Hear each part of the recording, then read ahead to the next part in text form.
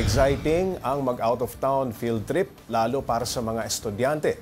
Pero imbis na makapag-enjoy ang mga mag-aaral ng isang paaralan mula sa Quezon City, naging traumatic experience lang daw ang pagpunta nila sa Bataan. Para bigyan ng mukha ang balita, Mobile Journal Marymon Reyes. Gutom, babad sa initan, siksikan at naglakad ng ilang kilometro. Ito ang naging resulta ng Chaotic Foundation trip nitong linggo ng isang kolehiyo mula Novaliches, Quezon City. Ginanap ang sanay masayang okasyon sa Bataan, pero ayon sa ilang mga estudyanteng nakausap ko, magulo at walang sistemang naganap mula sa call time na hindi nasunod, pagsakay ng bus at pagdating sa resort venue sa Bataan. Nagkaubusan na nga ng cottages para pagpahingahan, pahirapan ding makakain at makainom dahil nagkaubusan na ng paninda o kaya mahal ang presyuhan. At hindi pa tapos ang kalbaryo dahil tuloy-tuloy pa rin daw ang pagdating ng mga kaeskwelahan nila. Hindi namin in-expect na kailangan pala namin magdala ng sako or kahit anong plastic para lang may maupuan kami. Kasi kami po yung pinaglulugaran namin po, katabi namin yung basura. Nagtunog mandatory pa raw ang pagsama sa outing na ito dahil kung hindi ay mababang grado ang makukuha ng estudyante o maraming academic outputs ang kailangan niyang gawin. May mga nag-overheat at tumirik pang bus na kinailangan pa nilang itulak. Laking pasasalamat na lamang daw nila at tinulungan sila ng mga lokal sa Bataan. Binigyan sila ng pagkain at inumin, pinagamit ng CR at pinagpahinga sa kanilang mga tirahan.